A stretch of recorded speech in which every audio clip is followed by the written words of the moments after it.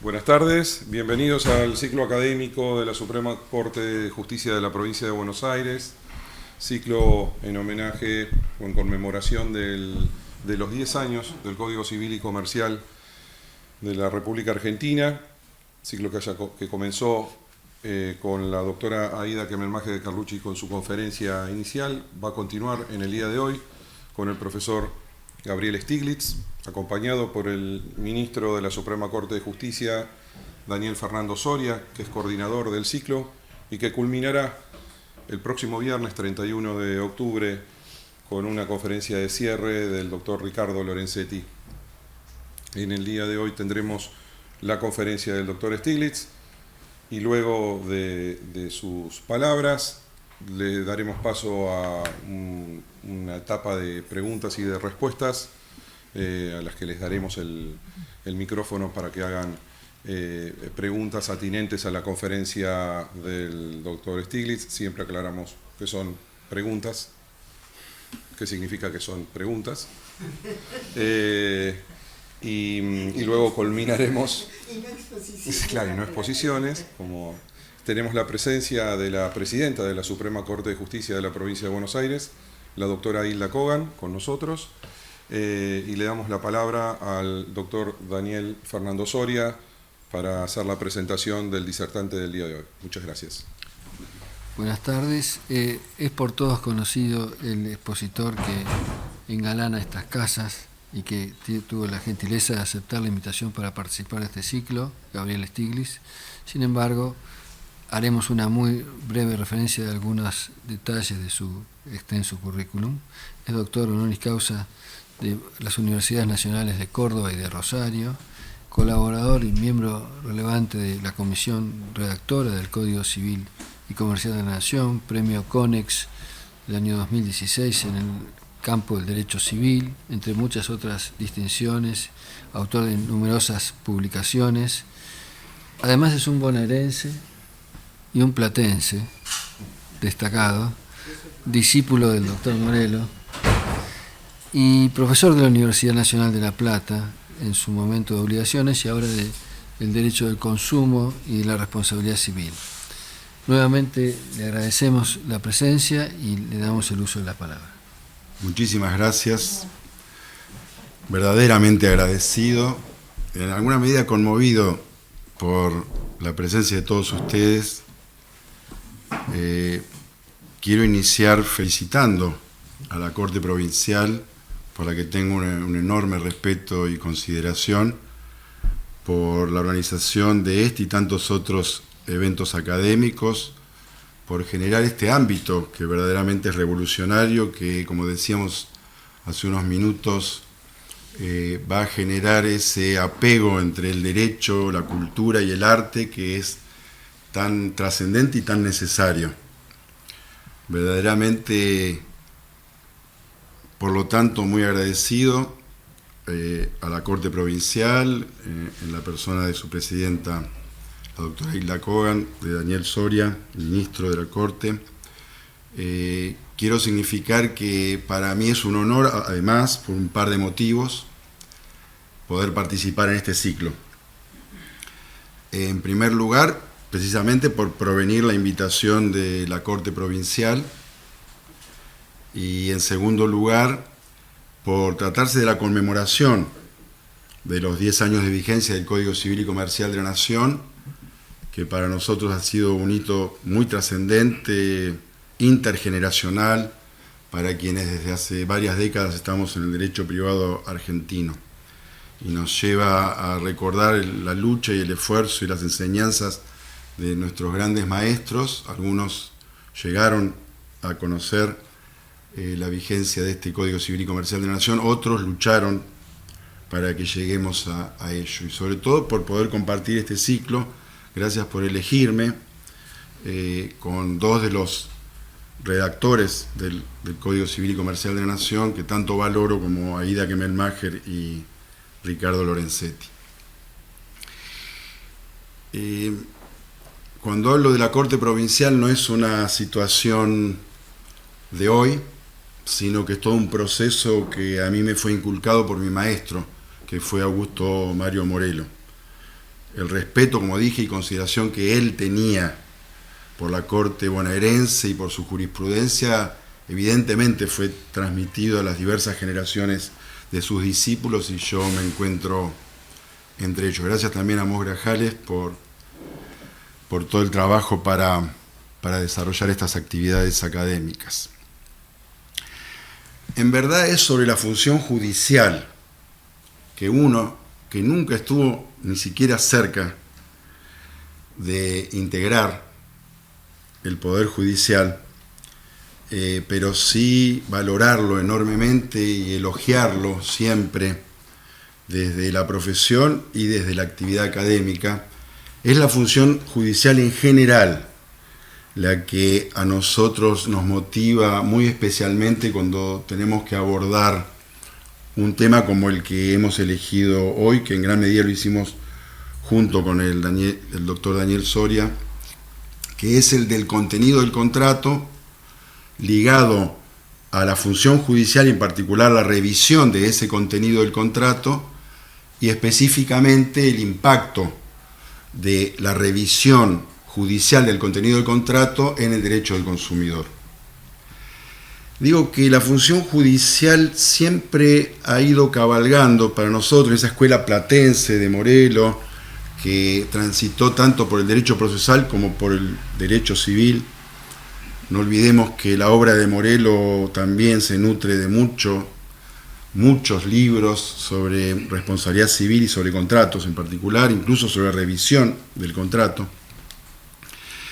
Y siempre hemos pensado en la trascendencia de la función judicial en relación a todos estos temas relativamente modernos sobre los que nos hemos ocupado ya varias décadas, en particular a partir del retorno de la democracia y fundamentalmente de la reforma constitucional del año 94.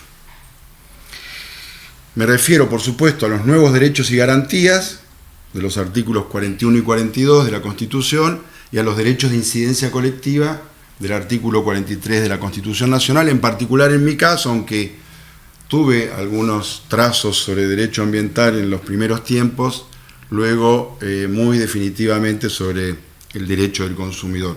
Por eso lo que hoy vengo a proponer son algunas reflexiones sobre lo que hoy llamaríamos, bajo el influjo del Código Civil y Comercial de la Nación, un diálogo de fuentes entre dos sistemas normativos que son, por un lado, la teoría general del contrato y, por otro lado, el propio derecho del consumidor. Y en verdad lo que quiero es intentar inscribir ese diálogo dentro de un ámbito más general aún, que es una suerte de convivencia entre el principio general atinente a la fuerza obligatoria de los contratos y sus propios límites. ¿Y por qué digo esto? Porque yo entiendo que hay, y ahora voy a opinar sobre cuáles podrían ser los motivos, una suerte de expansión bastante notoria en torno al campo de acción de los límites a la fuerza obligatoria del contrato. De alguna manera, la esfera de actuación de esos límites. Creo que todos sabemos muy bien y hemos abrevado durante décadas sobre la fuerza obligatoria del contrato, la autonomía de la voluntad, etc. Sin embargo, hay mucho por desenvolver y por sobre todas las cosas, cuando se trata de épocas interminables, eternas de crisis económicas y sociales, sobre los límites a la fuerza obligatoria del contrato. Y lo primero que quiero señalar es que esa expansión del ámbito de aplicación y del campo de acción de los límites a la fuerza obligatoria de los contratos está absolutamente vinculado al activismo del Poder Judicial y de la función judicial.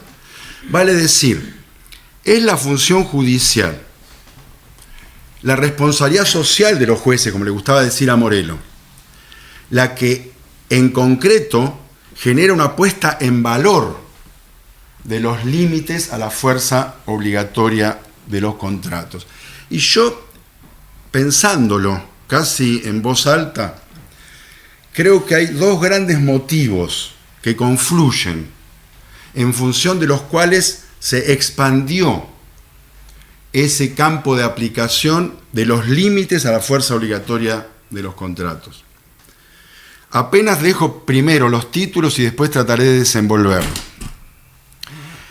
El primero de los motivos es el crecimiento de las situaciones de vulnerabilidad que acaecen en el contexto de las relaciones contractuales.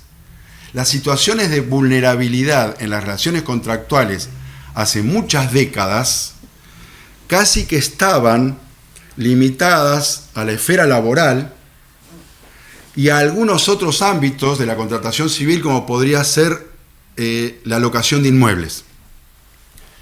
Pero en verdad, lo paritario de la contratación civil ocupaba un espacio bastante importante, sin perjuicio que la idea de la contratación por adhesión e incluso la defensa del consumidor ya tiene muchísimas décadas. Sin embargo, en los últimos años hay un enorme crecimiento de las situaciones de vulnerabilidad. Y ese sería el primer motivo por el cual es necesario expandir la aplicación de los límites a la fuerza obligatoria del contrato. A mayor espacio de contratos verdaderamente paritarios, igualitarios, mayor espacio del principio general de fuerza obligatoria de los contratos. Y a menor espacio de lo paritario e igualitario, mayor espacio de los límites a la fuerza obligatoria de los contratos. Y el segundo motivo es más bien técnico-jurídico y tiene que ver con la teoría general del contrato, y es una suerte de evolución de la mirada de los operadores del derecho desde el espacio que ustedes quieran. Puede ser desde el ámbito doctrinario, universitario, académico, de la abogacía y de la magistratura. Hay una evolución en la mirada sobre la relación contractual. Una mirada que décadas atrás casi que se posaba únicamente sobre los elementos esenciales del contrato, consentimiento, objeto y causa, y que ahora tiende a posarse, y aquí hay mucho trabajo de los grandes maestros otra vez, por ejemplo Jorge Mosé Iturraspe, a través de la idea de la justicia contractual, posarse sobre otro aspecto que estaba descuidado por la teoría clásica del contrato, que es el contenido del contrato. A nosotros no nos enseñaban en la facultad, tuvimos los mejores profesores. En nuestro caso, no sé, Daniel, si lo compartiste, Alberto Gaspar Espota, sí, en Contratos en La Plata. Por ejemplo, no hace falta más. No. En Buenos Aires habrá sido Borda. Y así en las distintas universidades. Sin embargo, los textos tradicionales y la enseñanza clásica de la teoría general del contrato se limitaba a analizarlo estructuralmente únicamente sobre la base de los elementos esenciales, que por supuesto podían generar una intervención judicial. Pero ahora vamos a ver que muy diferente a la que hoy se debe generar a nivel de activismo, si la mirada se traslada hacia la idea del contenido, que ya no es consentimiento, objeto y causa, sino que es reglas sobre los derechos y obligaciones, o sea, reglas normativas sobre derechos y obligaciones de las partes, tanto emergentes de la propia autonomía de la voluntad, por supuesto, en principio, pero también de los cuerpos normativos. Y esas reglas son las que van a provocar que los contenidos, o sea, los derechos y obligaciones recíprocos de las partes, sean equitativos o no. Vale decir que se cumpla, como quería Mosé Iturraspe, o no se cumpla la justicia contractual en el reparto y equivalencia de los derechos y obligaciones de las partes, que es lo emergente de las reglas, o sea, del contenido del contrato. O sea, esos son los dos motivos que a mi juicio generan que hoy no debamos estar tan preocupados porque sabemos de qué se trata y no genere inconvenientes el principio general de la fuerza obligatoria. De hecho, el Código Civil y Comercial de la Nación no solo lo ratificó, sino que se encargó de consignar, como lo decía ya la centenaria jurisprudencia de la Corte Federal, que forma parte integrante del derecho constitucional de propiedad. O sea, no hay problemas ahí. Es fácil, como se dice ahora, casos fáciles y casos difíciles en el lenguaje del diálogo de fuentes, etc. Es fácil el principio general de la fuerza obligatoria. En cambio, es difícil hacer avanzar con activismo judicial, con compromiso y responsabilidad de los jueces, lo necesario para que la justicia contractual se haga realidad a través de la aplicación de los límites a la fuerza obligatoria del contrato, por los dos motivos que acabamos de mencionar. Y disculpen si soy relativamente reiterativo, pero en alguna medida es un estilo que uno tiene.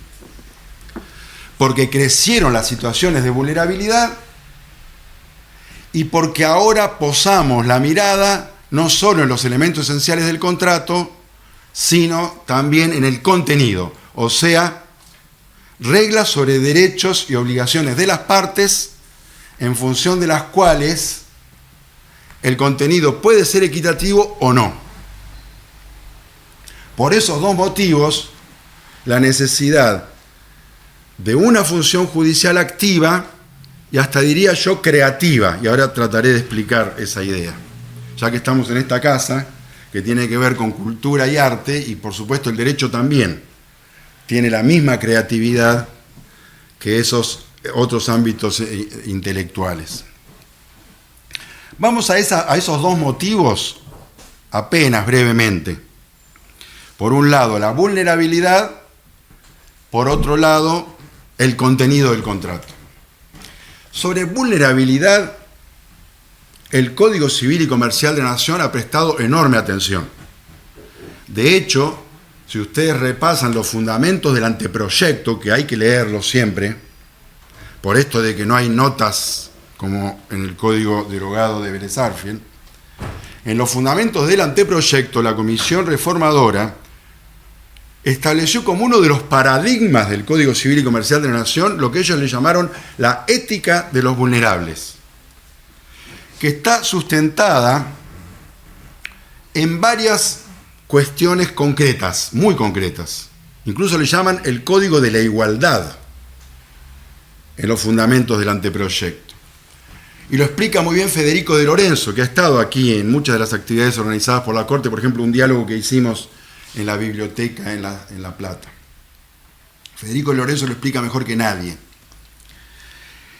El Código de la Igualdad se construyó en el Código Civil y Comercial de la Nación a través de la construcción de la idea de persona humana en concreto, ya no aquel ente como conceptualizaba Vélez Sarsfield a la persona física.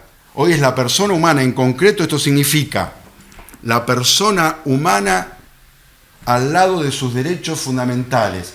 Incluso la constitucionalización tan famosa que se pregona del derecho privado a través del Código Civil y Comercial de la Nación, en gran medida está sustentada en la regulación de la persona humana en función de sus derechos fundamentales y en concreto significa atendiendo las situaciones de vulnerabilidad que en diversas hipótesis ustedes conocen mejor que nosotros ocurren en las relaciones, por ejemplo la de los consumidores, pero también muchas otras, como niños, niñas, adolescentes, como personas con discapacidad y otras cuestiones o casos, como dice el artículo 1 del Código Civil y Comercial de la Nación, incluso vinculados a la perspectiva de género, pero también a situaciones económicas, sociales y culturales, que incluso en el derecho del consumidor generó que ya sea arraigada la idea de la hipervulnerabilidad o vulnerabilidad agravada o acentuada, teniendo en cuenta que se considera vulnerables estructuralmente a todos los consumidores por su condición de tales, pero a veces coincide la condición de consumidores con algunas otras vulnerabilidades como las que acabamos de mencionar. Por ejemplo, el consumidor adulto mayor en las relaciones de consumo en entornos digitales. ¿Y cómo se resuelve desde el derecho en general, desde el Código Civil y Comercial de la Nación en particular, esta situación de considerar a la persona humana en concreto con sus derechos básicos, fundamentales y con sus desigualdades y vulnerabilidades? ¿Cómo se resuelve? A través de la consagración de tutelas especiales diferenciadas. Vale decir, discriminaciones positivas. Y lo que quiero señalar aquí, y a esto quería llegar, porque es el lazo entre los dos motivos, el lazo entre el crecimiento de las vulnerabilidades y la mirada puesta en el contenido del contrato para generar la equidad, es la conciencia de la que tengo en absoluta convicción de que la función judicial es una de las más trascendentes para generar esas tutelas especiales diferenciadas, esas discriminaciones positivas, o sea, en el caso que hoy nos convoca, la intervención judicial sobre el contrato, por ejemplo, a través de la revisión, sería un modo de tutela especial diferenciada, discriminación positiva. ¿Para qué? Para, respecto al sujeto vulnerable, garantizar la equidad del contenido contractual. Y ahí relacionamos los dos motivos que yo creo que generan la necesidad de la función judicial activa. Relación contractual, donde una de las partes es sujeto en situación de vulnerabilidad, función judicial de tutela especial diferenciada para garantizar la equidad del contenido, o sea, de las reglas sobre los derechos y obligaciones recíprocas. En gran medida, estamos hablando de relación de equivalencia, que en verdad es una idea o concepción centenaria. Pero creo que ayuda a garantizar la relación de equivalencia esta necesidad de posar la mirada sobre el contenido del contrato. A ver, no es nada nuevo, es Mosè Turraspe, Justicia Contractual de los años 70, es Atilio Aníbal Alterini, Tutela de la Parte Débil de los años 70-80, es Augusto Mario Morelo, Revisión Judicial del Contrato de los años 70, de manera tal que apenas lo que estamos haciendo es organizar la idea en función de algunas realidades que se robustecieron y se potenciaron luego de que estos visionarios, 70 o 60 o 50 años antes, ya crearon desde la ciencia jurídica las herramientas para que tengamos solución por siempre. Por eso también otro acierto del Código Civil y Comercial de la Nación que hoy estamos conmemorando por sus 10 años de vigencia, la regulación a través de principios generales. Siempre vamos a llegar a la solución más justa si buscamos la justicia contractual, la tutela de la parte débil, si aceptamos la revisión judicial del contrato en caso de inequidad, etcétera, etcétera. Alcanza con establecerlo a través de principios generales y se irán adaptando como una malla que va a contener a las nuevas situaciones que vayan surgiendo. Porque Morelo, cuando escribió su revisión del contrato, actualizado por un relator de la Corte, Rafael de la Colina, no pensaba en plataformas digitales, Morelo. No pensaba en pagarés de consumo. Los miro a ustedes porque son los que resuelven esas cuestiones. Ni siquiera en daños punitivos. Ni siquiera pensaba en la hipótesis de una gratuidad de las acciones judiciales de los consumidores como parte débil. Ni siquiera el derecho laboral todavía había logrado las conquistas que al día de hoy logró. Y sin embargo son esas mismas reglas que ellos pensaron las que hoy nos permiten encontrar soluciones a las cuestiones novedosas.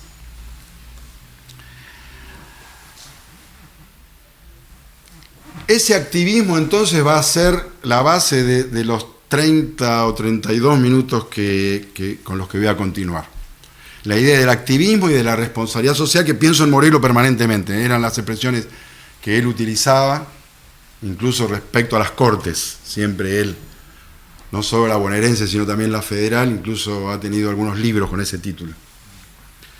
Y la responsabilidad social de los jueces y la flexibilidad incluso de algunos principios procesales, mismo el de congruencia, como único modo de resolver cuestiones en materia de lo que él llamaba intereses difusos, y hoy son los derechos de incidencia colectiva en la Constitución Nacional, etcétera, etcétera. Mi primer conclusión sería que no es lo mismo la intensidad de los niveles de activismo judicial según que existan o no estas dos situaciones que hemos planteado como motivación para robustecer la función judicial. No es lo mismo, ya lo dijimos hace unos minutos. No es lo mismo el contrato paritario o igualitario que el contrato por adhesión o que el contrato de consumo o que el contrato de trabajo. Por lo tanto, con vulnerabilidad o sin vulnerabilidad es distinta la intensidad o el nivel del activismo judicial.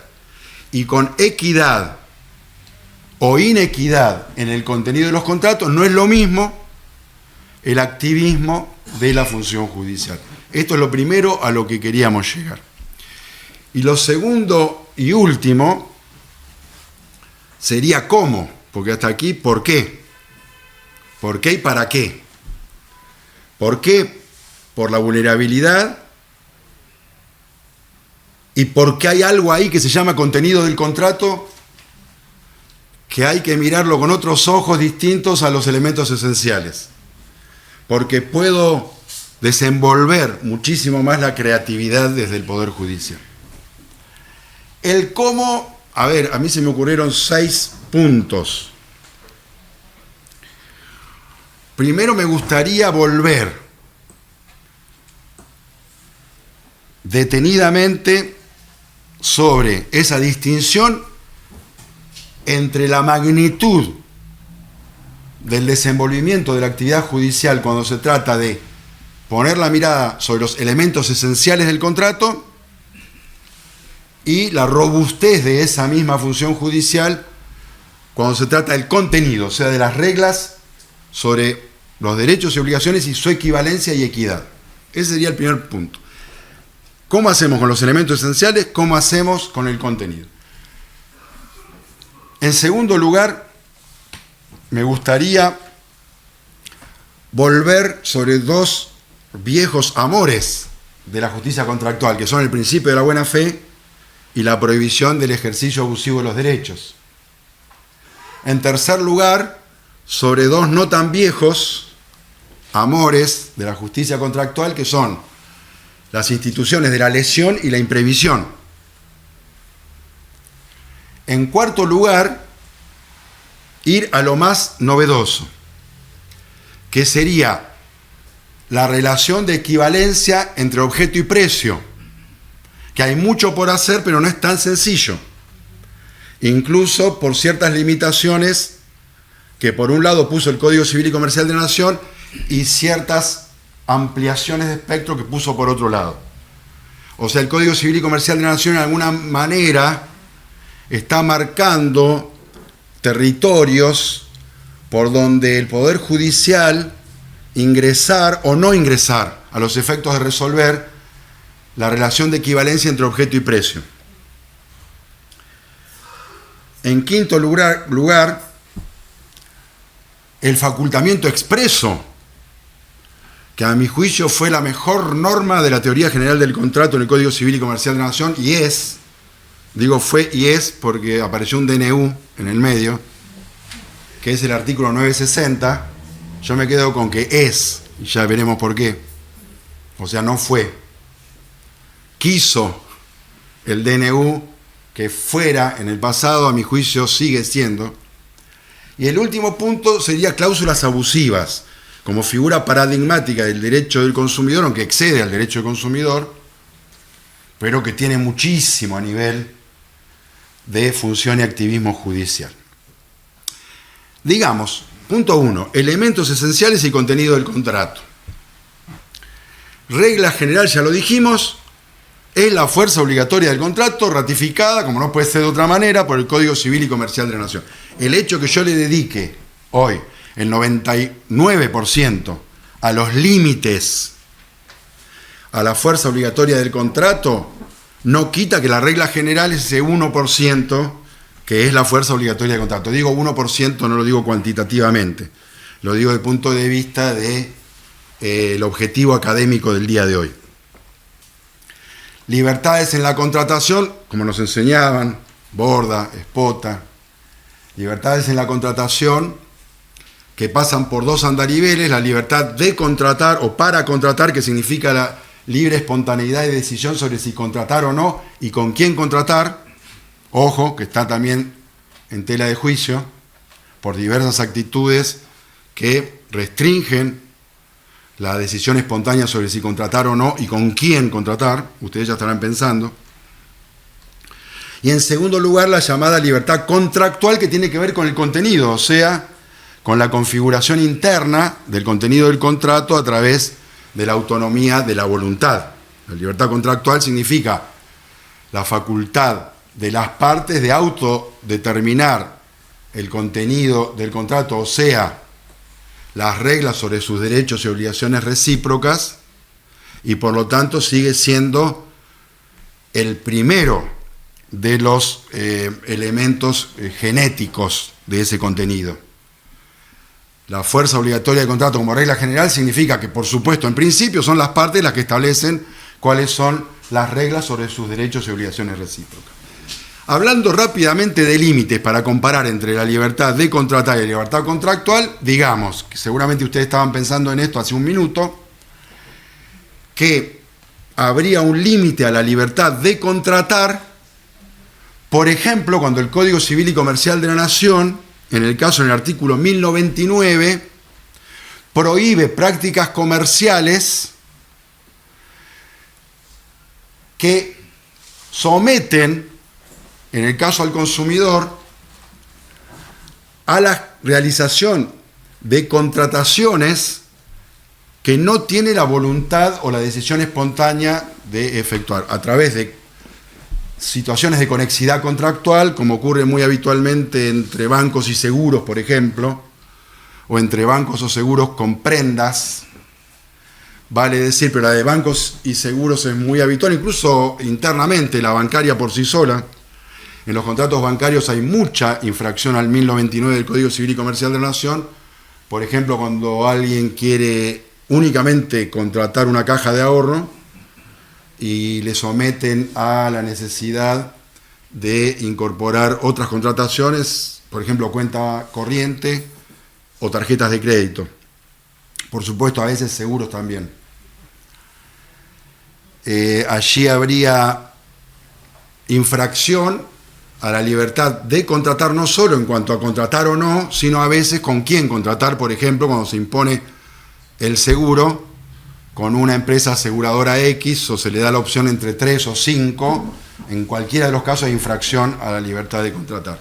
Y en cuanto a límites a la libertad contractual, o sea, configuración del contenido, sería todo el sistema sobre prohibición de cláusulas abusivas.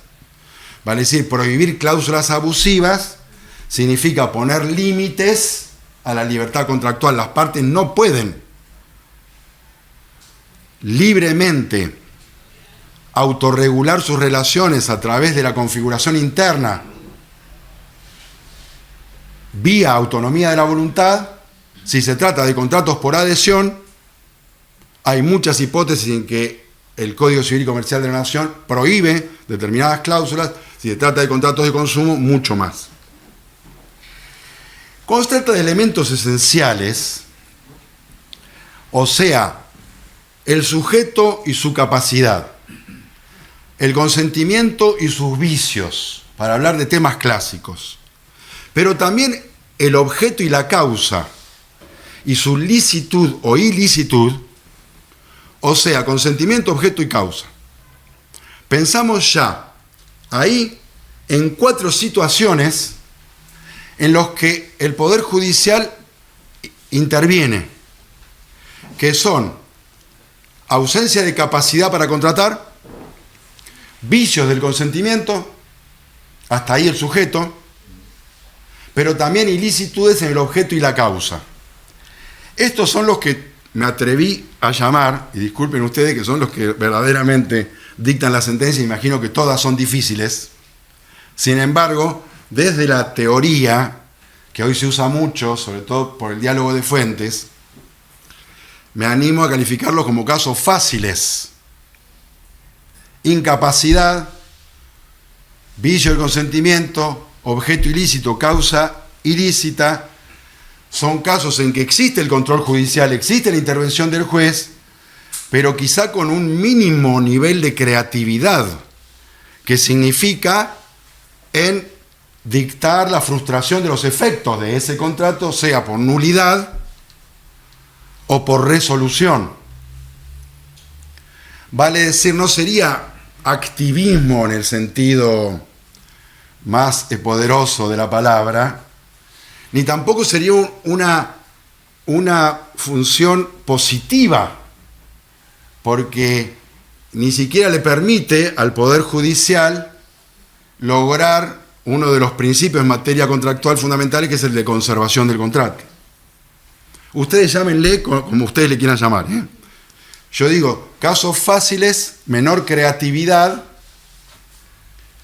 y actuación no tan positiva ni tan activa. Ahora, cuando pasamos a la segunda mirada, que es la que vengo proponiendo desde hoy, que es posarla sobre el contenido del contrato, que el Código Civil y Comercial de la Nación lo hace a tal punto que se habla en los fundamentos del anteproyecto de un nuevo orden contractual, que es otra expresión acuñada ahí, como dijimos hoy, la ética de los vulnerables y el Código de la Igualdad, también se habla de un nuevo orden contractual. Ese nuevo orden contractual tiene una batería de herramientas, un arsenal de mecanismos. Quiero enunciarlos, entre otros. Los deberes de conducta, la conexidad, la contratación por adhesión, la defensa del consumidor, la frustración del fin del contrato. Otra gran conquista del Código Civil y Comercial de la Nación, que era pretoriana hasta allí. Incluso un querido amigo de muchos de nosotros, Francisco Bocho Roncoroni, cuando era camarista en lo Civil y Comercial de La Plata, antes de llegar a la Corte Provincial, dictó un leading case en La Plata sobre una fiesta de bodas, que se frustró no la fiesta sino la boda, y por lo tanto la fiesta también, y él debió llegar a una solución creativa, cuando no estaba regulada la frustración del fin del contrato. Tema que viene, ustedes saben, de Gran Bretaña con la fiesta de la coronación, etcétera, etcétera. Y también esas facultades judiciales expresas sobre las que me voy a detener más adelante. Ese es el nuevo orden contractual. Ahí hay casos difíciles.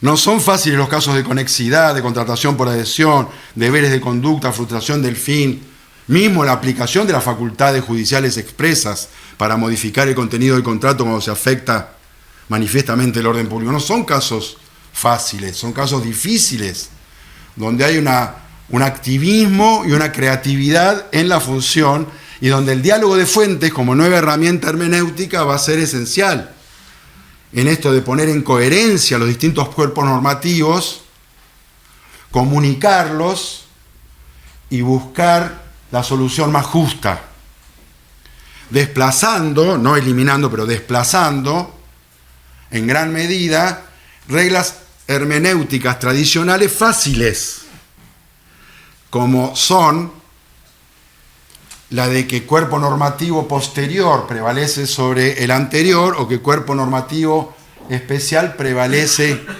sobre el general, que siguen vigentes, pero ceden en las hipótesis de vulnerabilidad, que son las que estamos mencionando, justicia contractual en general y en particular defensa del consumidor, porque tenemos mandatos imperativos, incluso constitucionales, en el sentido de que las soluciones tienen que ser las más justas y en particular las más favorables al consumidor. Lo dice la Ley 24.240, lo dice el 1094 del Código Civil y Comercial de la Nación y en gran medida el artículo 42 de la Constitución, que en el segundo párrafo establece que las autoridades proveerán a la protección de los derechos de los consumidores.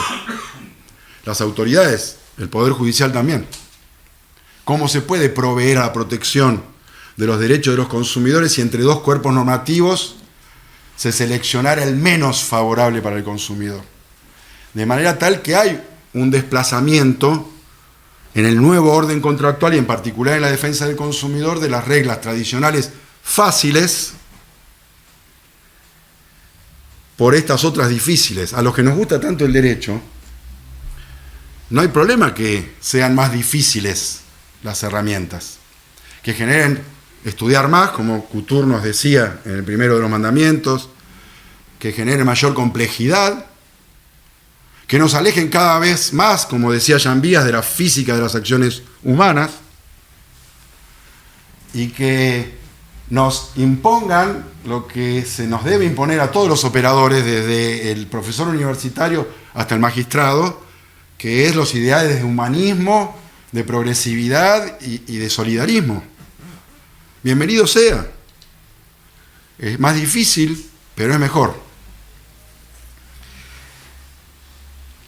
Ahora, en estos casos, donde ya no analizamos los elementos esenciales y donde ya no nos limitamos únicamente a frustrar los efectos, sino que positivamente intentamos a través del activismo judicial y de una creatividad llegar a la solución más justa, que incluso, ahora sí, va a cumplir con el principio de conservación del contrato y no solamente conservarlo por conservarlo.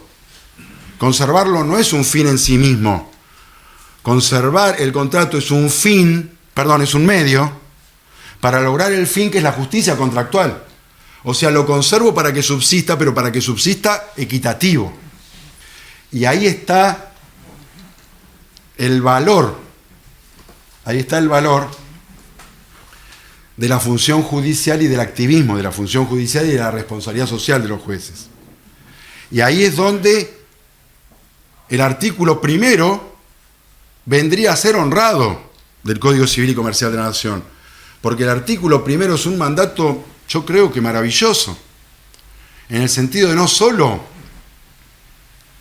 inculcar el diálogo de fuentes como sistema hermenéutico para la aplicación e interpretación, sino inculcarlo constitucionalizado, con los derechos fundamentales, no solo emergentes de la Constitución Nacional, sino de los tratados internacionales incorporados, y luego la prelación normativa, legislativa, etcétera, etcétera.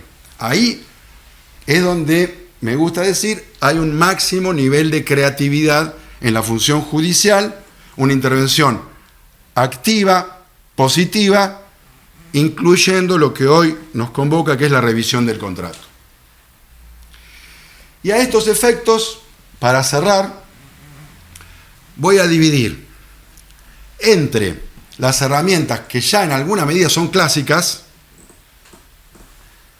y algunas un poco más modernas, porque en gran medida el Código Civil y Comercial de la Nación es el que las incorporó, al menos expresamente. Las clásicas, insisto: buena fe, abuso del derecho, lesión e imprevisión. No hace falta detenerme aquí, pero sí señalar, porque estamos conmemorando los 10 años de vigencia, que el Código Civil y Comercial de la Nación fortaleció la consagración expresa y positiva de todos estos grandes principios e instituciones. En primer lugar, colocó al principio de la buena fe y a la prohibición del ejercicio abusivo en el título preliminar. No nos olvidemos que en el Código derogado de hace 10 años, la buena fe era solo un principio contractual. a los efectos de la celebración, interpretación y ejecución, decía el 1198. Hoy está en el título preliminar para todos los hechos y actos jurídicos, para las relaciones reales, para las de familia, para el derecho sucesorio, para todo lo que regula, incluso en lo comercial, el Código Civil y Comercial de la Nación, y obligacionalmente en general, para las relaciones obligacionales no contractuales también. Segundo, en la parte general de obligaciones se establece, y es necesario, que el deber de actuar de buena fe incumbe al acreedor y al deudor, a ambas partes. Y en materia contractual se extiende a lo precontractual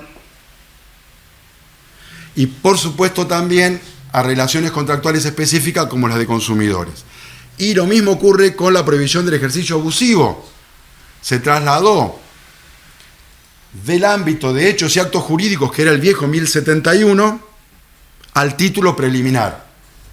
Y se replica en varios aspectos novedosos y específicos, donde ya no queda gran margen, por ejemplo, para el Poder Judicial, de insertar o no insertar la figura de la prohibición del ejercicio abusivo, que es, dentro del mismo título preliminar, dos de ellas: el abuso de posición dominante en el mercado y el abuso en el ejercicio de derechos individuales que afecten a derechos de incidencia colectiva.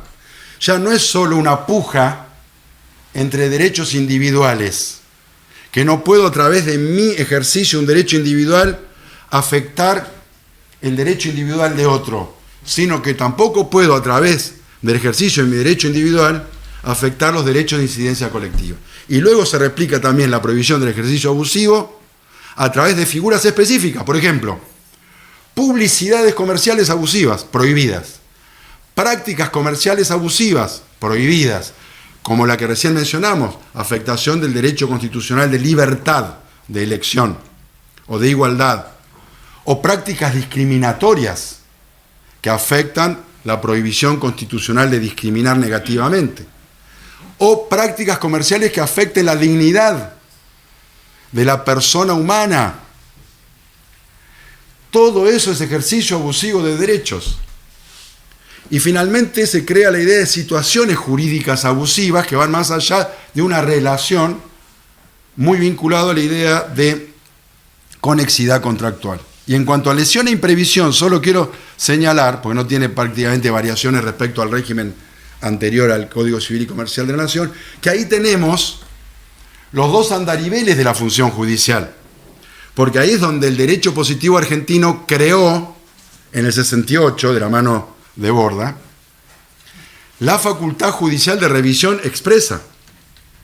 Y entonces, ahí hay una relación de equivalencia, si se quiere, entre objeto y precio, que se afecta de modo genético o sobreviniente, según sea lesión o imprevisión. Y por lo tanto, cuando es genético, es nulidad, y cuando es sobreviniente, es resolución. Pero en ambos casos aparece por primera vez la revisión, que en gran medida da lugar a la obra de nuestros maestros como Morelo, Revisión Judicial del Contrato, muy fundada en esas nuevas figuras que se introdujeron en el 68 de lesión e imprevisión. Y ahora terminamos con lo nuevo, si es que me queda tiempo. Lo nuevo sería la relación de equivalencia entre objeto y precio, la modificación judicial expresamente establecida en el 960 y las cláusulas abusivas.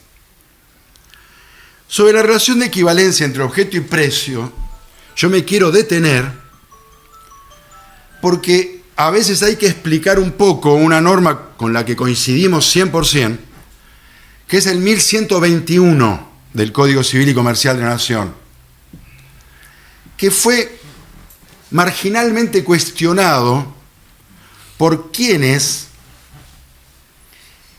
lamentablemente, pero digo marginal y muy minoritariamente, desenvuelven el derecho del consumidor sin someterse a los marcos generales del derecho. Pasa en diversos ámbitos. Lo he hablado con Caferata sobre ambiental, lo hablaba con mi padre sobre seguros, y me tocó vivirlo personalmente sobre consumidores, y me parece interesante señalarlo hoy, aunque me lleve un minuto más. Porque es por el amor por el derecho que quiero decirlo, y por el respeto al derecho como ciencia jurídica y a los grandes marcos generales del derecho y a la constitucionalización del derecho privado. El derecho de seguros es contratos. El derecho de consumidor es obligaciones, contratos administrativo, constitucional, procesal. El derecho ambiental también. Esas micro disciplinas alejadas de los grandes marcos generales no conducen a nada, en todo caso conducen a saltos al vacío o retrocesos. Si nuestro derecho del consumidor es uno de los más poderosos del mundo, no solo normativamente, por la norma constitucional que tenemos, porque lo tenemos en la 24240 y en el Código Civil y Comercial de la Nación, sino por la doctrina que se ha ocupado en la Argentina. Del derecho del consumidor se ocuparon Zanoni, que escribió un libro sobre responsabilidad por productos en los años 80, antes de la ley 24240. Por supuesto, los ya mencionados Morelo, Alterini, Mosè Iturraspe, Goldenberg y tantos otros. Hoy, Kemmelmacher, Lorenzetti. Por eso es poderoso. Y porque lo hicieron a partir de los grandes marcos generales. Ellos fueron antes profesores de obligaciones o de contratos o de procesal o de administrativo o de constitucional. Y lo mismo en otras disciplinas. Por lo tanto, esos sectores marginales cuestionaron lo del 1121, que señala que la relación de equivalencia entre objeto y precio no se controla a través del sistema de cláusulas abusivas. Eso es lo que dice.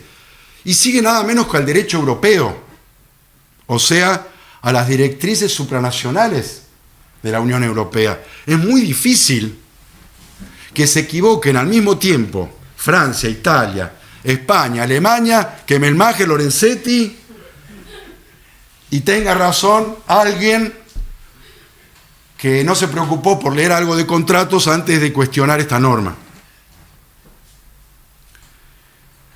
Porque el sistema de cláusulas abusivas se refiere a cuestiones normativas, no económicas. Lo que estamos hablando desde hoy, contenidos, reglas. Es una cuestión normativa, una limitación de responsabilidad, o una prórroga de competencia territorial, o una inversión de la carga de la prueba, o una prohibición de interponer recursos, e incluso un sometimiento a tribunales arbitrales. Son cuestiones normativas. En cambio, las económicas, en verdad, tienen que ver con los elementos esenciales, objeto y precio. Y eso no significa que el derecho abandone la lucha por la equidad en la relación de equivalencia entre objeto y precio. Muy por el contrario, precede a la idea de cláusulas abusivas. De hecho, está, y a esto voy,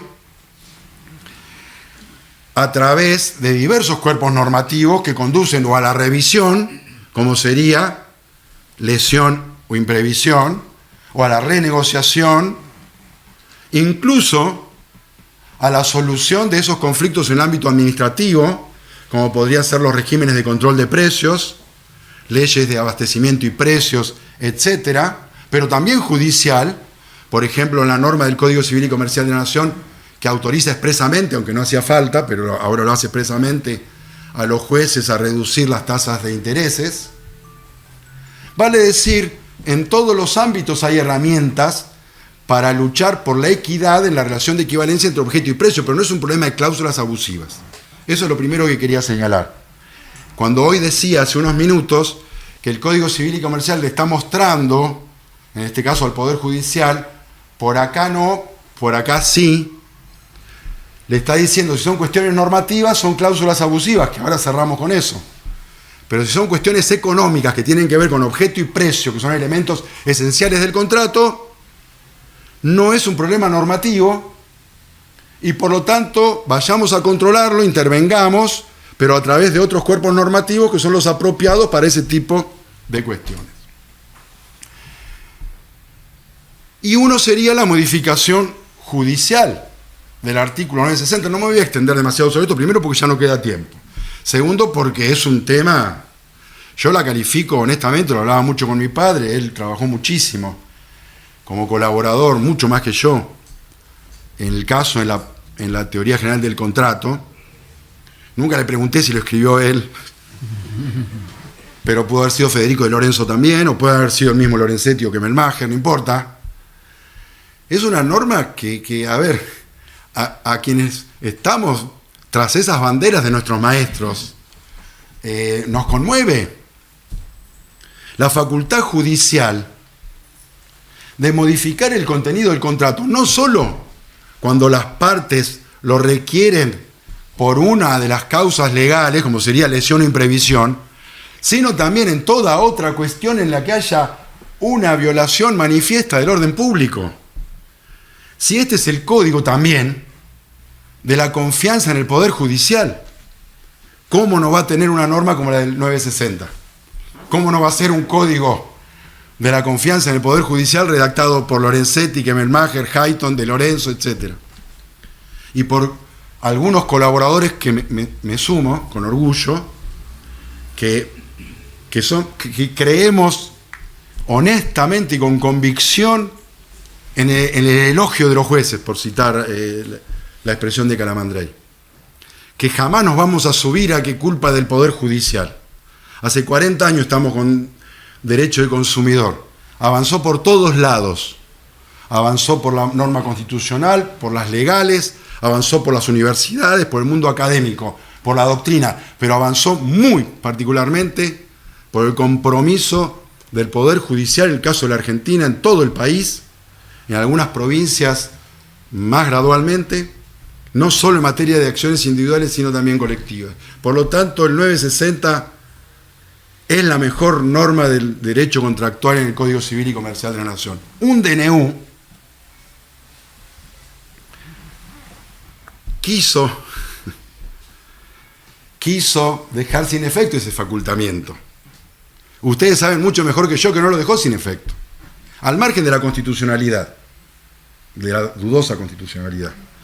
Porque soy de los que piensan que no es tan necesario a veces buscar por la inconstitucionalidad las soluciones de la justicia contractual o de la protección de la parte débil, y sobre todo ahora con el imperio del diálogo de fuentes como herramienta hermenéutica. Por ejemplo, pienso en aquel voto que, si no me acuerdo, era de Negri, legitimando a la entonces, perdón, que no me gusta esta palabra, pero se le decía concubina, para reclamar en caso de fallecimiento de la Corte Provincial, que fue el leading case. Luego hubo muchos, incluso acá en Mar del Plata, de nuestro amigo Oteriño, un par de fallos. A pesar de la norma del 1078 en materia de daño moral, sin declarar la inconstitucionalidad y apelando él, cuando no se hablaba, por ejemplo, Oteriño, no se hablaba del diálogo de fuentes, por supuesto, porque es una teoría que surge en Heidelberg, Alemania, un tiempo después. Sin embargo, por aplicación de normativas convencionales, llegó a esa conclusión.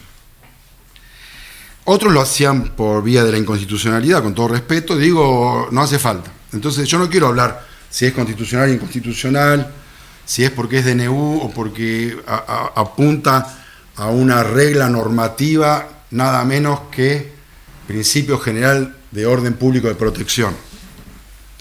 Pero sí estoy seguro que lo que hizo el 960, si se quiere, fue declarativo. Ninguno de ustedes, desde el Poder Judicial, debe pensar que esa facultad no la tenían antes del 2015 y que solo la tuvieron porque expresamente la otorgó el 960. O dicho de otra manera, la pregunta es la siguiente: ¿los jueces tienen la facultad de modificar el contenido del contrato cuando se afecta de modo grave y manifiesto al orden público porque el 960 lo dice, o porque se afecta gravemente y manifiestamente el orden público? Por lo tanto, si es por esto último, la facultad la tienen con o sin el 960. Por lo tanto, es estéril, a mi juicio, el intento del DNU. Por las dudas hay que ir avanzando en estos criterios, por si hacen lo mismo con otros 800 artículos a la brevedad. Y traigo otro ejemplo que recuerdo, lo digo mirando al doctor Daniel Soria, porque estábamos juntos cuando hicimos el diálogo en la biblioteca con el doctor Federico de Lorenzo, que en materia de derecho del consumidor, que ustedes lo saben mejor que yo porque ustedes manejan los expedientes, pero me parece que ocupa dentro del derecho contractual un porcentaje enorme de las relaciones. El régimen de defensa del consumidor, todo completo, es de orden público, porque lo dice expresamente el artículo 65 de la ley 24.240. Así que todo el derecho del consumidor contractual está sometido a este facultamiento judicial de modificar el contenido del contrato, al margen de los regímenes específicos de la ley 24.240 y del Código Civil y Comercial de la Nación, como por ejemplo el de cláusulas abusivas, con el que termino ya. Podríamos hablar cuánto de cláusulas abusivas. Mi padre me hablaba más de cláusulas abusivas que de Bilardo, fíjense ustedes. Tenía que decir. Así que... Tenía que decir. Pero Bilardo no pertenece a un equipo de fútbol. Y por lo tanto, de cláusulas abusivas, si quieren, venimos una vez por semana durante muchos años. Pero sí señalar lo que a mí se me ocurre sobre cláusulas abusivas en relación a la intensidad de la función judicial. Y disculpen si me estoy demorando un poquito de más, pero me pasa cuando estoy muy cómodo y ustedes generaron eso. Esperamos no incomodarte después con las preguntas. Ese sería un problema para mí. Si apagan las cámaras, estoy dispuesto a que me hagan preguntas. Porque, claro, ya cláusulas abusivas es raro decir que es un tema moderno, ¿no? De hecho, el Código Italiano del año 42, Código Civil Italiano del año 42, regulaba sobre cláusulas abusivas. Lo único que hacía, para que veamos dónde estamos ahora, era señalar que debían ser aprobadas especialmente y por escrito, específicamente y por escrito. O sea, las convalidadas, pero estamos hablando de 1942. Hay gente hoy, por ejemplo, en un ministerio que se podría llamar de desregulación, que cree que es incorrecto que haya un régimen de cláusulas abusivas. Y de hecho, también puede ser eliminado en cualquier momento, incluso hoy, o el lunes. Y sin embargo, en 1942, o sea, Morelo escribió sobre defensa del consumidor en el año 70. O sea que 28 años antes ya había un código que hablaba sobre cláusulas abusivas. Pero las convalidaba si se firmaban. Bueno, es la realidad que va. ¿Se imaginan si hoy se convalidaran las cláusulas abusivas por el solo hecho de ser firmadas una por una? Las compañías de seguros serían una fiesta. Las pólizas en vez de 500 páginas tendrían 5.000, porque habría 4.999 firmas de asegurados, salvo la que dice la fecha.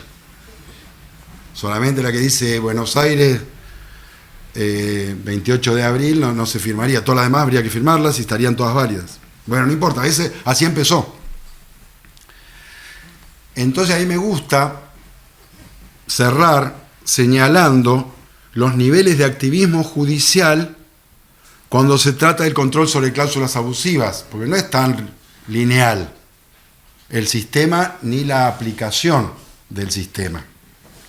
Digamos que en general, sean de consumidores o de adherentes en general, porque ustedes bien saben que el Código Civil fragmentó los contratos en 3 hipótesis, los paritarios, que no es nuestro caso, los contratos por adhesión, que pueden o no ser con consumidores, pueden ser contratos por adhesión entre empresas, por ejemplo, que no es relación de consumo, y los contratos de consumo.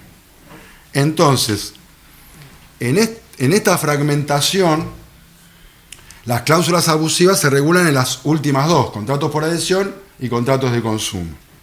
Pero en todos los casos podríamos señalar que genéricamente se trata de renuncias de derechos o ampliaciones de derecho, por supuesto en la bipolaridad de la relación obligacional. Renuncias de derechos del adherente de la parte débil del consumidor. Ya dimos algunos ejemplos. Los voy a reiterar, pues me gustaría clasificarlos entre aquellos que constituyen ilicitudes formales porque fueron expresamente declaradas como abusivas por la ley, de aquellas otras que son habituales, son inequitativas, pero no están formalmente declaradas abusivas por la ley, y por lo tanto están sometidas a apreciación judicial. Porque quiero acá buscar otra vez los casos fáciles y los difíciles.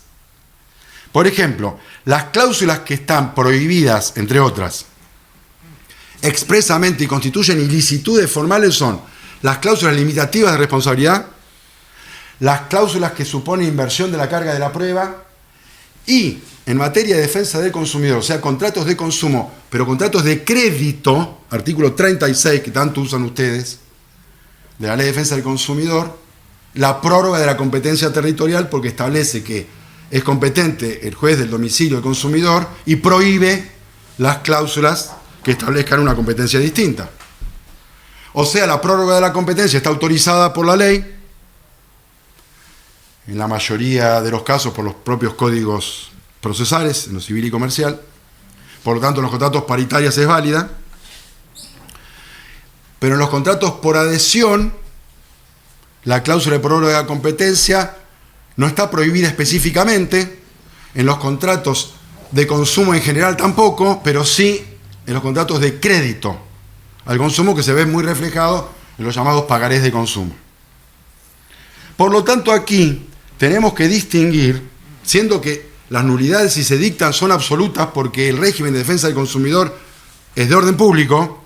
Por supuesto, las nulidades son parciales y dan lugar a la integración del contrato, que es un máximo nivel de creatividad e intervención judicial.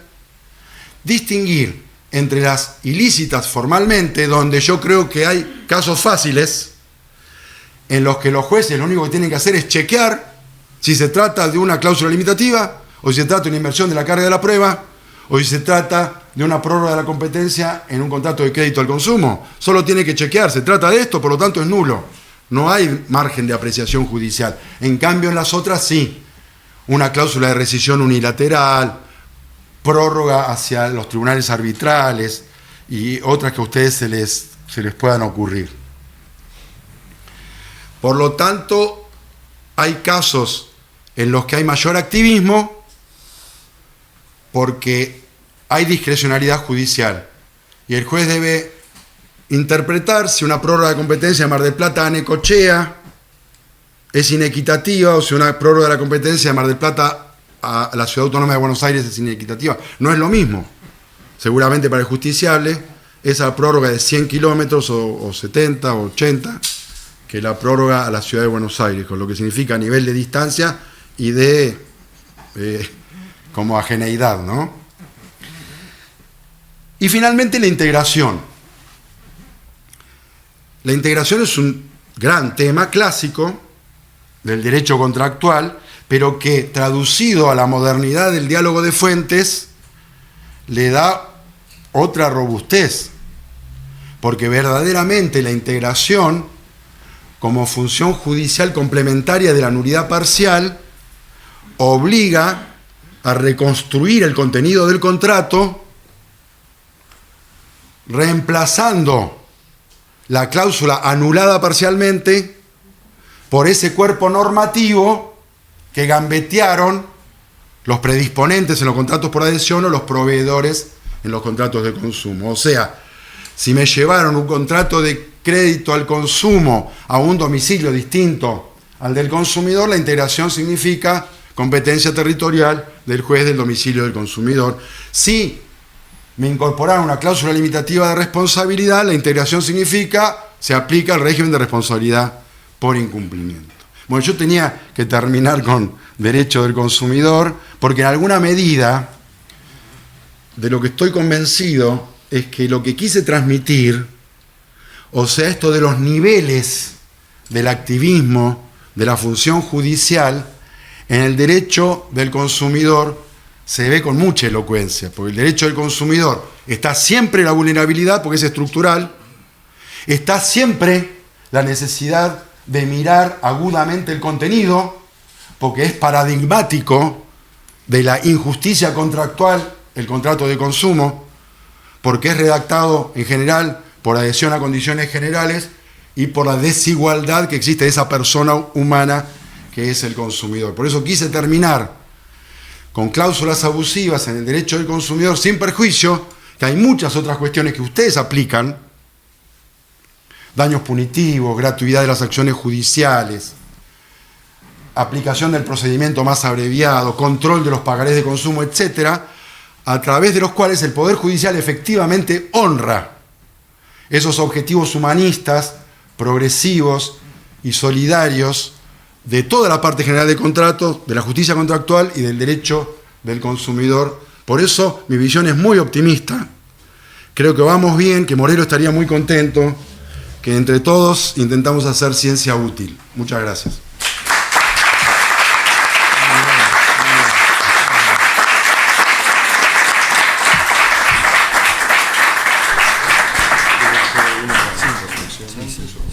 Sí, empezamos con una reflexión. Perfecto. A propósito de lo que tan agudamente dijo nuestro expositor, me gustó la idea de los casos fáciles y los difíciles. Quedo tranquilo entonces. Yo te la había copiado antes de escucharla. Porque en realidad el Código Civil y Comercial tiene la vocación de exhaustividad, aunque en este caso admite regulaciones parcelarias, normas especiales, pero el propósito de la codificación es de la exhaustividad regulatoria. El nivel de detalle regulatorio, en principio, y que todos los tramos de la vida de relación en el marco de las situaciones jurídicas de los particulares estén de alguna manera atrapados por esa norma. Es esa vocación arrolladora que tiene el derecho privado, como derecho común. Entonces, ese es el propósito. Ahora, sin embargo, muchos de los institutos específicos reciben un fuerte completamiento delegativo, yo diría, a el juez, sí, al Poder Judicial, que a diferencia de la lógica dworkiniana, no es el juez de los casos difíciles, es el juez de la mundanidad.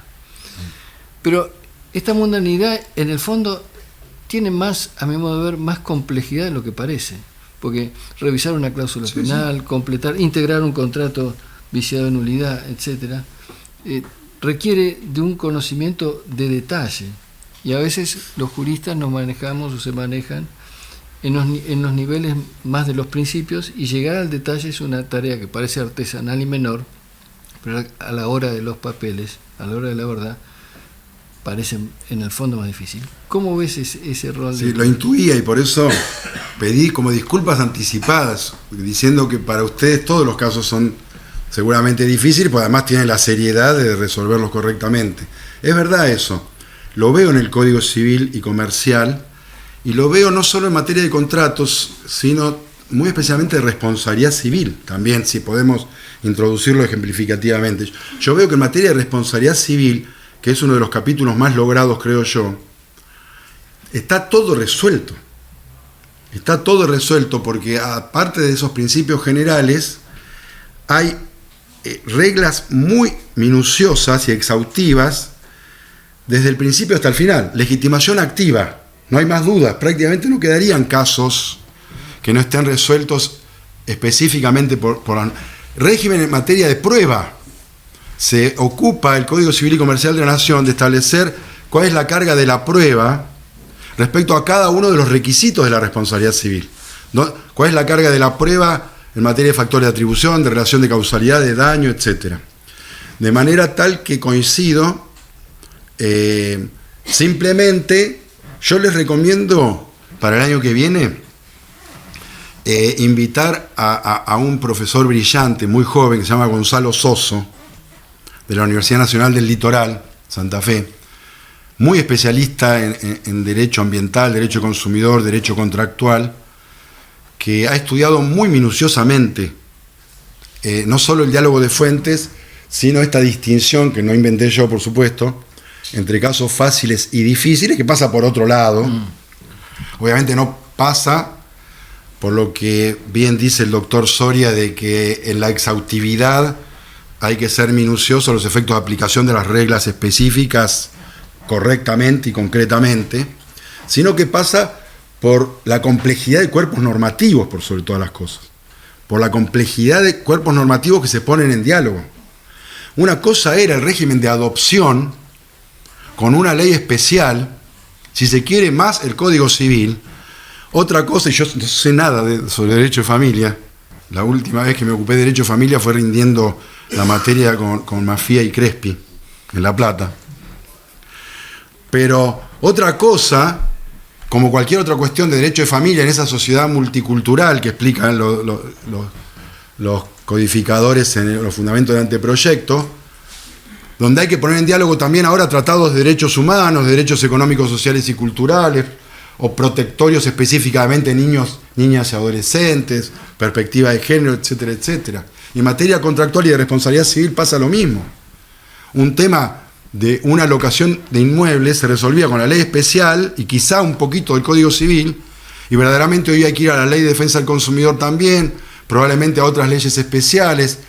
El impacto de la tecnología añade otros cuerpos normativos, la posibilidad de que existan plataformas digitales que son proveedores, no son intermediarios, y por lo tanto a eso apunta por sobre todas las cosas, creo yo, el tema de la calificación de casos difíciles. Pero es verdad que la exhaustividad hace difícil la resolución de todos los casos, por supuesto. Pero así todo, siempre apuntamos a que a nosotros nos parece mejor. Me parece que da mayor garantía a favor de la solución más justa. Esa comparación entre la regla hermenéutica del diálogo de fuentes y las clásicas, en el sentido de que tenías que, entre comillas, aceptar una solución más injusta porque era la que provenía del cuerpo normativo posterior o del cuerpo normativo específico, verdaderamente al día de hoy parece inaceptable. Y ahí sí veo como que fuera más fácil resolver un caso si lo único que tenés que comparar es la fecha de la ley que vas a aplicar con la otra posible, o cuál es especial y cuál es general. O sea, no es que los casos sean más fáciles o más difíciles, sino las herramientas para la solución.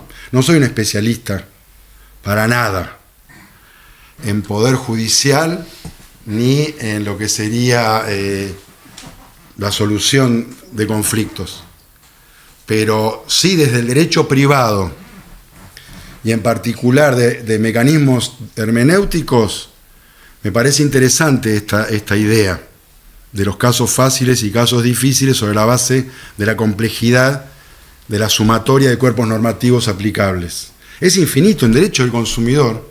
Hay muchos casos que ya son complicados, el famoso tema de la prescripción en los contratos de consumo de transporte o de seguros y tantos otros, que no importa, no es física de las acciones humanas. El superior, la Corte Suprema de Justicia bonaerense puede decir una cosa y la de Córdoba puede decir otra, no pasa nada, es así, es derecho.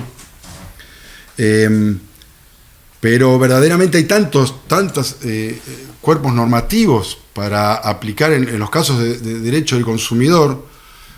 A veces citamos más de 15 o 20 para un mismo caso, porque están, como lo sabe el doctor Soria mejor que nadie, los marcos regulatorios de los servicios públicos, las leyes que regulan algunas relaciones específicas, como precisamente de entidades financieras o seguros, entre otras, ahorro previo, incluso leyes provinciales de implementación, como es en nuestra provincia la 13133 bonaerense, Código de Implementación de los Derechos de los Consumidores, que tiene algunas normas complicadas desde el punto de vista del manejo del sistema, como por ejemplo las limitaciones a los efectos de interponer recursos. Por supuesto, la Constitución Nacional, algunos tratados internacionales, la Ley 24240, el Código Civil y Comercial de la Nación, la Ley de Defensa de la Competencia, la de Lealtad Comercial, la de Abastecimiento y Precios. Es un diálogo de fuentes con una sumatoria de cuerpos normativos. Hay que ver dónde está. Una vez puestos en coherencia, ese cuerpo normativo que permite dictar la solución más justa. Yo dije, ustedes llámenle como ustedes quieran. Quizá no es la mejor expresión. Casos fáciles y casos difíciles. Pero en todo caso, apunta al objetivo de poner en guardia que cuando son difíciles, el diálogo de fuentes es inexorable. Y fíjense que venimos de las Jornadas Nacionales de Derecho Civil que se hicieron en Corrientes hace un mes. Creo que fueron las 30ª. La próxima es en Mar del Plata, el año que viene. Aquí estaremos. Y en 3 de las comisiones, lo tengo acá, para el que quiera. En 3 de las comisiones, la de daños, la de consumidores y la de derecho de incidencia colectiva, en las 3, la conclusión número 1 o 2 fue: el diálogo de fuentes es la herramienta necesaria e inexorable a los efectos de aplicar e interpretar los casos que regula el Código Civil y Comercial de la Nación. Vale decir, cuando son difíciles, porque hay muchos cuerpos normativos en juego, hay que llegar a la solución más justa. En ese sentido digo, son casos difíciles a los efectos de que el diálogo de fuentes sea inexorable. Y ojo, que hay una pequeña tendencia también, muy pequeña, a poder ya tan pronto desplazar el diálogo de fuentes y volver a las viejas reglas hermenéuticas. Hay unos pequeños intentos trasnochados.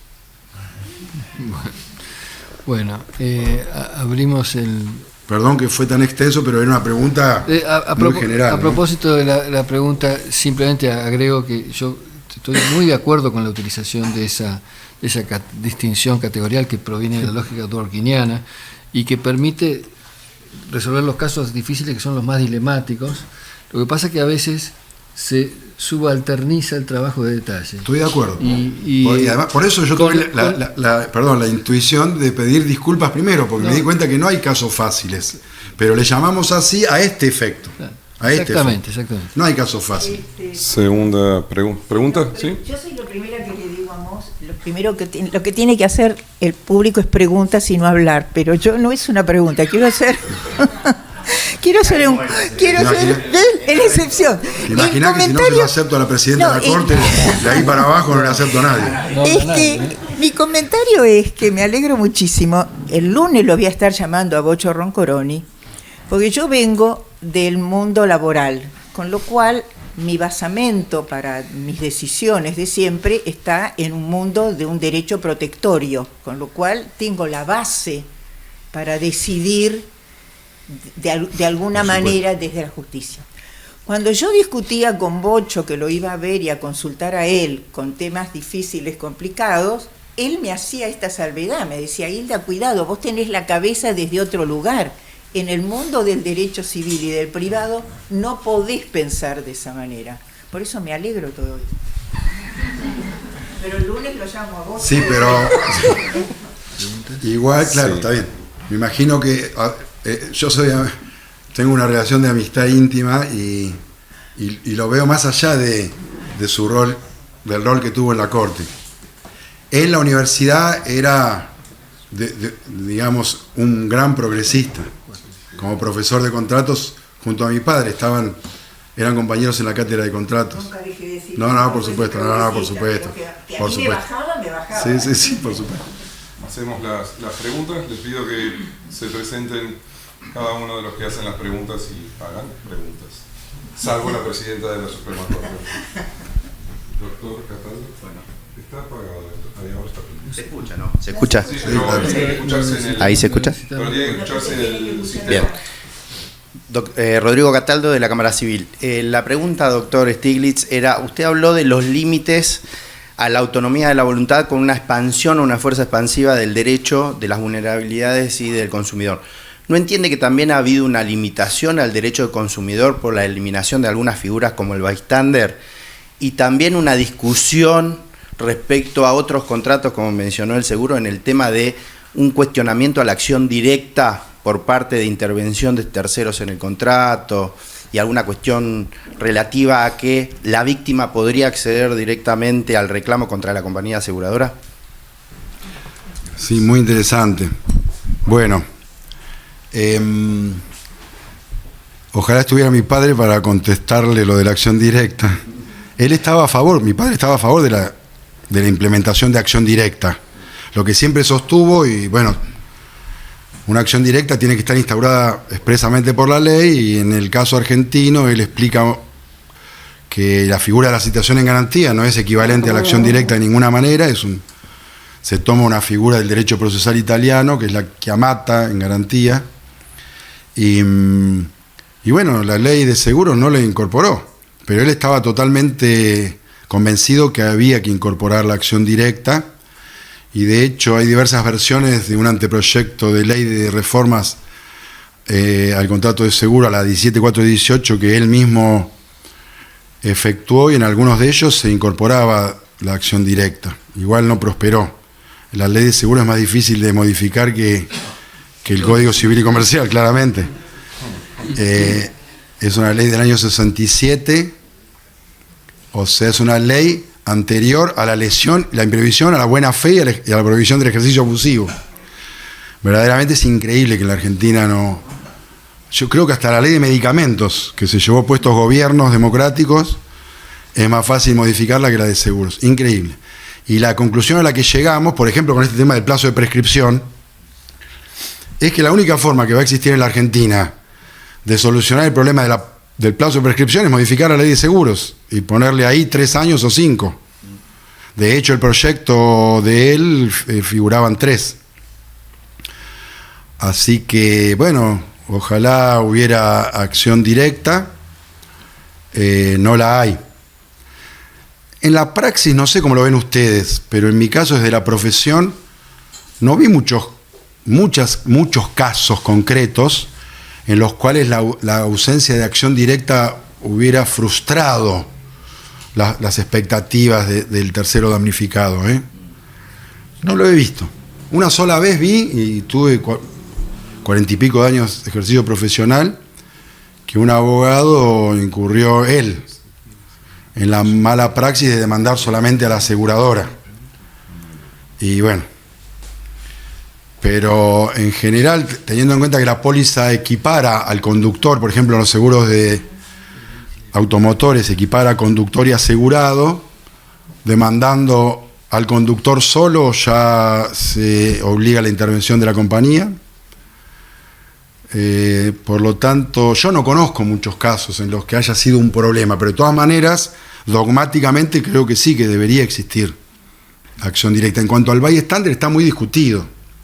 Bystander se toma del Código Brasilero de Defensa del Consumidor. Código Brasilero de Defensa del Consumidor solo crea la figura del bystander a los efectos de la publicidad, las prácticas, las cláusulas y los riesgos. 4 cuestiones del derecho del consumidor.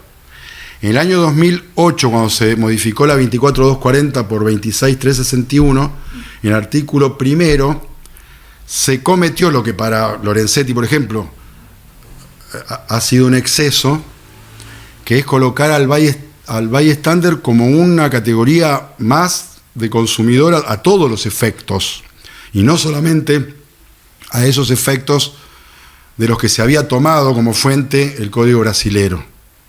Y lo que hizo el Código Civil y Comercial de la Nación no fue eliminar la figura del bystander, sino copiar la norma de Brasil que se copió mal, entre comillas, en el 2008. Se podría, están las tres posibilidades. No regular el bystander sería una que ocurrió hasta el 2008. La otra posibilidad es ir al otro extremo, que es incorporarlo como una categoría más de consumidor a todos los efectos legales, que fue la del 2008.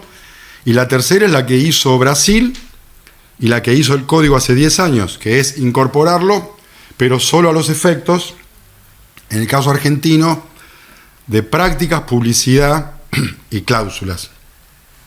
Brasil también lo incorporó a los efectos de los riesgos de los productos y servicios. Quizá esa podría ser una modificación ulterior, también incorporar los efectos de los riesgos. Como que en los fundamentos del anteproyecto explica la comisión que era una suerte de desnaturalización de la figura del consumidor expuesto, llevarlo a ese punto de equipararlo como una categoría más de consumidor a todos los efectos, como que era, digamos, darle una dimensión ilimitada,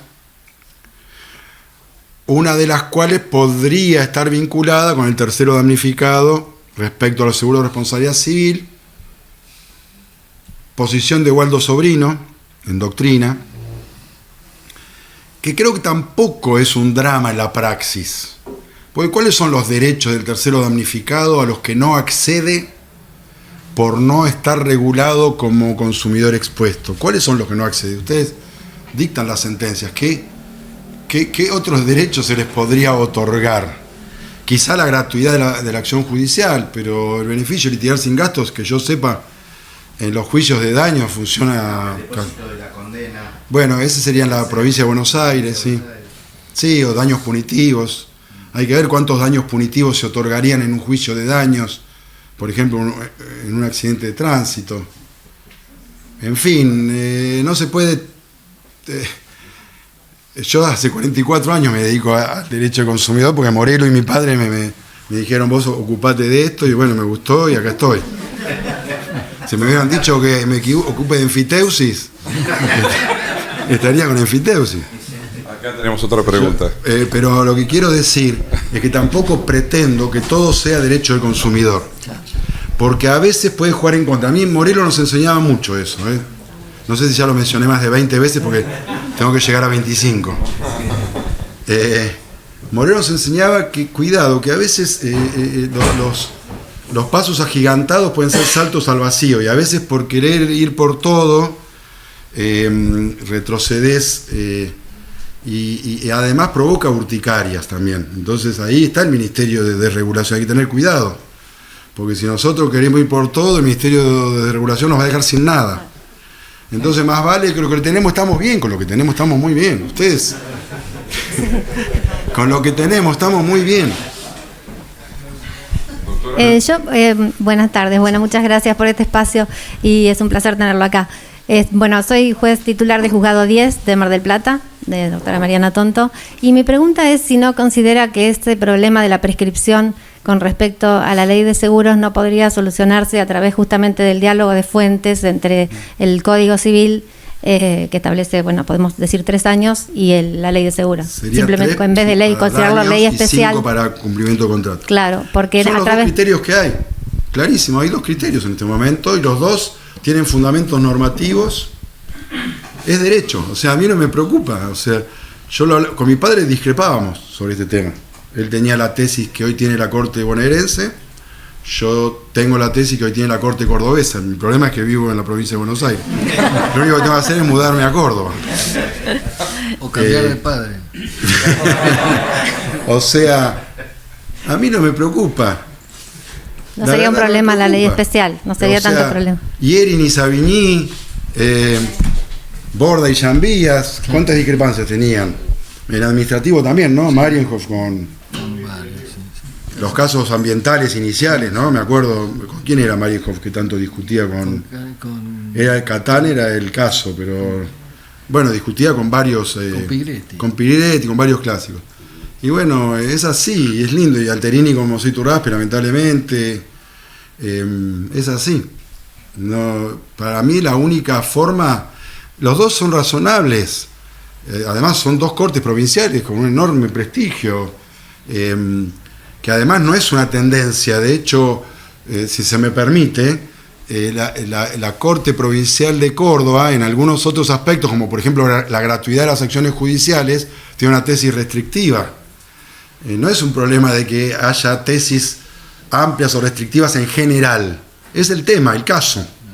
Se ha resuelto el caso aplicando cuerpos normativos absolutamente vigentes y válidos, en un caso de una manera y en otro caso de otra. Si hay alguna otra pregunta, si no, hacemos una... Doctor, ¿tendrá alguna reflexión aprovecho final? que está. El Código Civil y Comercial, el anteproyecto, tenía, y el Código tiene, pero el anteproyecto incluso tenía más normas procesales, ¿no? Sí. Ahí hay una tensión entre la fuerza centrípeta y la fuerza centrífuga, la expansión del derecho común, que es el legislador nacional, que a veces orilla las aguas reservadas por las provincias. Uno de los puntos que fue modificado tiene que ver con una especie de definición de acciones de clase, sí, que tenía la codificación. ¿Cómo aprecias ese propósito, sí, esa propuesta y el resultado que quedó? Dio pena porque se había llegado a algo que ¿cuánto hace que hay mora? Que es legislar sobre procesos colectivos, incluso con el mandato de la Corte Federal a la legislatura. Se había llegado a algo que obviamente no era absolutamente completo, porque no es el caso que un Código Civil y Comercial de la Nación regulara los procesos colectivos de una manera minuciosa, pero se había llegado a algo. Es como si en seguros el Código Civil y Comercial de la Nación hubiera modificado el artículo 50 y hubiera dicho: la prescripción en el contrato de seguro se rige por los plazos de este código, y tendríamos 3 años para los juicios de daños y 5 para los de cumplimiento contractual. Bueno, acá los procesos colectivos, que estamos con proyectos, me acuerdo que con Morelo hicimos un anteproyecto, está publicado en un libro de editora platense, que se llama Tutela Procesal de los Intereses Difusos. Un anteproyecto, año 86. O sea, ¿y cuándo vamos a tener una ley nacional de procesos o provincial de procesos colectivos? Vamos teniendo reglas en la Ley General del Ambiente, en la 13133 de Defensa del Consumidor bonaerense, y si el Código, que obviamente lo hizo en otras materias como familia, lo hubiera podido hacer también en los artículos 1714 y siguientes, para procesos colectivos, hubiera sido un piso mínimo a los efectos de los procesos colectivos. Creo que era bueno, estaba bien redactado, pero bueno, quedó en el camino, en este caso, por el Poder Ejecutivo. O sea, no fue parte del proyecto siquiera, fue el anteproyecto, claro. A diferencia de los daños punitivos, que fueron parte del proyecto, pero no de la sanción de la bicameral. Yo estaba a favor de esa, creo que fue de los 3 puntos más dolorosos, por lo menos para quienes estamos en esto, como dije al principio, nuevos derechos y garantías, derecho de incidencia colectiva, y teníamos esa breve normativa sobre daños colectivos, procesos colectivos y también sanción pecuniaria disuasiva, que eran los daños punitivos para los derechos de incidencia colectiva, quedaron en el camino, como a otras personas les dolió que quede en el camino la responsabilidad del Estado y de los funcionarios públicos y algunas otras cuestiones. Fue doloroso para nosotros, pero bueno, habrá que seguir esperando. Yo no veo que la Argentina vaya a sancionar una ley sobre procesos colectivos. Hay tantos proyectos, ¿no?, que hay, algunos son muy buenos, y se sigue intentando. Por ejemplo, hay un proyecto de Código Nacional de Defensa del Consumidor, que yo ni lo mencioné, aunque soy parte, y el doctor Mumari también. Hay un proyecto nacional que ya tiene 8 años ya tiene. 2017 fue el primer anteproyecto, para reemplazar la ley 24240 por un código de defensa del consumidor, como hay en muchos países, no solo Brasil, Perú también lo tiene. En Europa lo tienen Francia, Italia, Luxemburgo, Portugal, para que sea más robusto el diálogo de fuentes, porque si bien nosotros amamos la ley 24240, que es en gran medida producto de Atilio Aníbal Alterini, que él recogió lo que a los efectos de la defensa del consumidor había escrito en su anteproyecto de Código Civil y Comercial del 87, que fue sancionado y luego vetado, y lo que ahí había escrito sobre defensa del consumidor, en gran medida llegó a la 24240 de la mano de Atilio Alterini.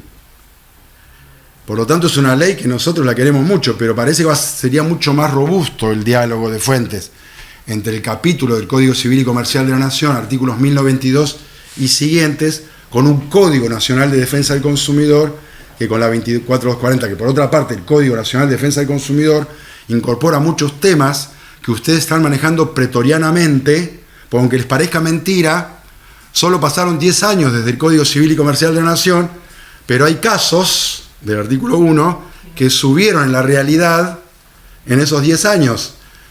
Y entonces, por ejemplo, el sobreendeudamiento de los consumidores, o el pagaré de consumo, las plataformas digitales y la responsabilidad civil, y otros impactos tecnológicos, más todo lo que generó la pandemia, y las crisis económicas, esas que duran un año o dos, pero son eternas. Hay mucho que se le puede agregar al Código Civil y Comercial de la Nación, a pesar que fue visionario. En 10 años, el derecho consumidor es otro. Y bueno, ahí también hay todo un capítulo que lo escribió Gonzalo Soso en gran medida y José Sayán, un tucumano muy brillante. Hay que decirlo, yo creo que pasa en derecho administrativo también. Hablamos siempre de nuestros grandes maestros porque nadie va a igualarlos. Pero hay camadas de jóvenes muy valiosas en el derecho privado argentino. Acabo de mencionar 2 de ellos. Y hay muchos otros, Carlos Hernández en Rosario, muchos. Por lo tanto, podemos llegar a tener normas de calidad en el futuro. Ojalá que se reforme la ley de seguros, que tengamos una ley de procesos colectivos y no tendríamos muchas de estas preguntas, ¿no? No tendríamos estas preguntas las estaríamos obviando. Mi padre quiso incorporar un par de normas sobre seguros, pero hay un criterio que está en los fundamentos del anteproyecto, y que era modificar lo menos posible las leyes especiales. De hecho, a la defensa del consumidor se le modificaron solamente 3 artículos.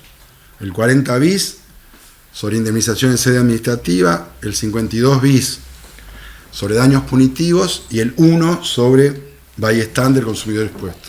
A la de sociedades se le modificó bastante, y a la de seguro no llegaron. Pero mirá si hubieran modificado uno solo.